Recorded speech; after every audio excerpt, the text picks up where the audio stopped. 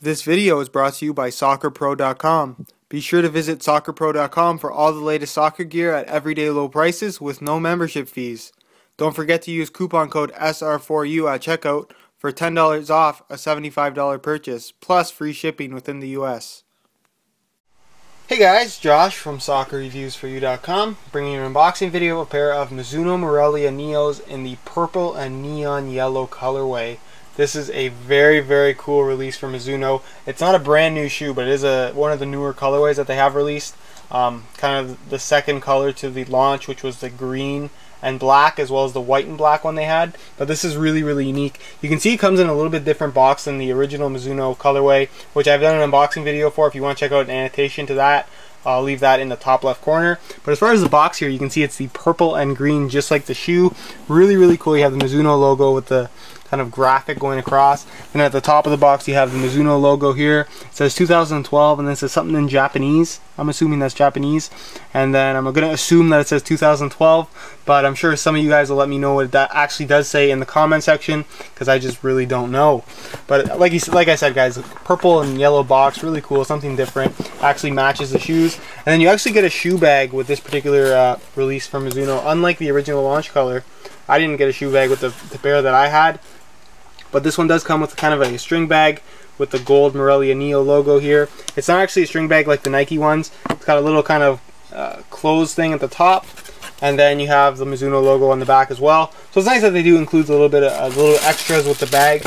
Look at the shoes out of the box here, and I'm not a big fan of flashy shoes as far as at least wearing flashy shoes, but I really do like this colorway. It's fairly unique. It's that purple and yellow combo that we've seen a couple times before, but on this particular situation here, it's all kind of this leather finish, and it's like a matte purple, so it's very, very unique and has this really kind of distinctive look about it. The online photos that I have seen really don't do the shoe justice as to the accuracy of the actual color of the shoe in person. So if you want to check out what the shoe actually does look like, as far as what if you were actually see it in person, go ahead and check out those high quality pictures on the review page on my website, guys.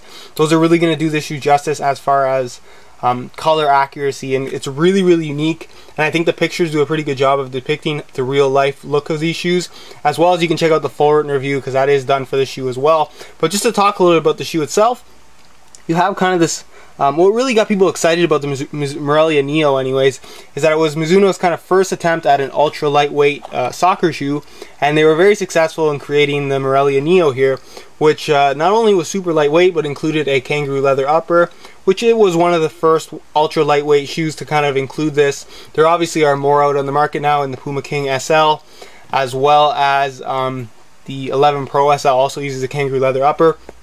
But this one was one of the first ones to do it, and it weighed in at 170 grams, which I measured it myself, is actually 6.2 ounces. So very, very lightweight, while still maintaining a fair amount of kangaroo leather. Not enough that I would consider this to be like a true kangaroo leather shoe, but you do have leather that spans all the way here across the forefoot from the outside, starting about here, all the way across the toe, and then right here on the instep of the shoe. So you do have this kangaroo leather upper, which does feel fairly nice, and it's on the thinner side as well as far as kangaroo leather uppers do go, but definitely not the thinnest, definitely not the thickest, but it's cool that it's on the shoe, and the shoe still is this light. The midfoot is pretty much this thinner synthetic material. It's not overly thin. You can see my finger kind of running through it a little bit, but I guarantee that it's not like the same thinness as like a Sprint Skin upper from Adidas or even the Mercurial range, but still has a little bit of bulk to it. But keep in mind, it is significantly thinner and less padded than the actual kangaroo leather here. You have the central lacing system with kind of this jagged lacing pattern. You can see the laces are all kind of staggered going up the shoe, and what this does is when you actually tighten the shoe and put it on your foot, it creates the laces to kind of lock. There's really no play as far as the shoes loosening over time. If you've ever had that issue where your shoes feel like they're kind of a little bit looser an hour into play and you kind of have to retighten them, that really doesn't happen here, and it's kind of unique. And you can notice that there's two actual lace loops here in the tongue, which I think is kind of unique to hold the tongue in place a little bit better. Something that you really only ever see from Mizuno, and it's kind of just one of those little innovative things that I actually really like about this shoe. You can notice that there's kind of a strange cut here in the heel. It's very low cut, but it's kind of flat almost on both sides. A little higher cut on the instep. I just thought it looked a little bit strange. It doesn't feel weird at all. It feels like most low cut shoes. And then of course you have a suede heel liner and ankle collar area, which I really do appreciate. It provides nice softness against your foot and does a good job of holding your foot actually in place. And of course you have the standard Mizuno insole with kind of this rough finish to it that I really do like. It does a good job of keeping your foot in place while still maintaining a kind of a comfortable feel. You're going to notice that the sole plate undeniably is very similar to the Adizero. You can see it's kind of this purple sole plate. So it's the Soleplate heel counter all in one here. The heel counter, again, very similar in terms of shape to the actual Adizero, but a little bit more kind of harder edges here. Not necessarily the same as the newer one, but it's kind of that same concept. Then you're going to notice through the midfoot here, you kind of have this extreme, very jagged looking kind of midfoot area, and it does a very good job of keeping the shoe nice and stiff, which is very important, especially considering the shoe is very lightweight. It gives the shoe a very solid feel, which you don't normally get from such a lightweight style of shoe. And then the stud pattern itself is again fairly unique for this style of shoe, simply because you have something more along the lines of traditional in terms of having the conical studs all the way through. But what they have done a little bit unique is they've actually kind of angled the studs slightly to the outside, and the sole plate itself has a little bit of a strange kind of sit to it. It's slightly curved all the way through. I'll show you guys a different camera angle if you stick around towards the end of the video. You can see the studs are slightly angled to the outside. You can probably see it better on the heel studs. See how the studs are slightly going towards the outside? Reason for that is kind of create a larger base for your shoe when you're actually standing down.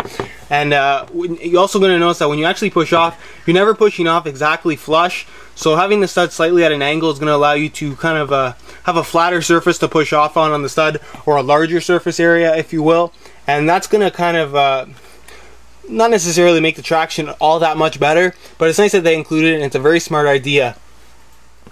Alright, well, from ground level on like a hard flat surface like you have here, you can actually see the curvature of the actual sole on the Mizuno Morelia Neo. You can see how kind of strange it actually sits. The two heel studs on the outside don't actually touch the ground when it's just standing at rest, and only the tip of that outside stud actually does hit the ground, where on the instep you can see that you have one stud touching there and then one stud touching here. So the shoe is basically sitting on about 3 studs when you're actually sitting on the ground, which you might think is kind of a concerning thing. You can see how the studs are slightly angled to the outside, but they kind of took into consideration that when you're stepping on a softer ground, it's really important to have that the largest surface area possible in contact with the ground. Because if you think about this, on a hard surface you only have 3 studs here, but on a soft surface your studs are actually going to dig in, and you want the widest surface area possible, and that's what they've done here by staggering the studs like that. But that's pretty much it as far as the Mizuno Morelia Neo goes in this purple and neon yellow colorway. Like I said, guys, if you want to check out the full written review, there will be a link in the description right to the review page on our website, where you'll find the full written review as well as the high quality pictures. Unfortunately, this is somewhat of a difficult shoe to get a hold of if you are in North America. You can get them, but it's a little bit pricey. So there won't be any buy it now links on the review page, unfortunately. But like I said, if you want to go check it out, if it does interest you, if you're just kind of interested in soccer shoes in general, I highly recommend check that out. Again, those high quality pictures really do this shoe justice, as opposed to the online stock photos that you might have seen. The promo stuff really kind of didn't show the shoe accurately as to how it actually does look in person. So go ahead and check that out.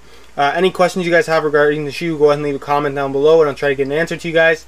Any questions not related to the video, go ahead and leave that on my Facebook page. As well as my Facebook page, any new content that goes up on the website, any kind of sneak peek stuff goes up on Facebook, as well as when I have a bunch of content in, I'm going to let you guys kind of vote for which content you want to see getting put up first on YouTube. So if there's a particular shoe that I get in, and I have multiple shoes to put up, you guys can vote for which shoe you want to see go up first, and whatever wins the voting, that's what shoe is going to go up. So if you want to participate in which videos you're going to see on YouTube, again, the Facebook fan page is the place where that's going to happen. There'll be a link in the description to that. And as always, guys, thanks for watching.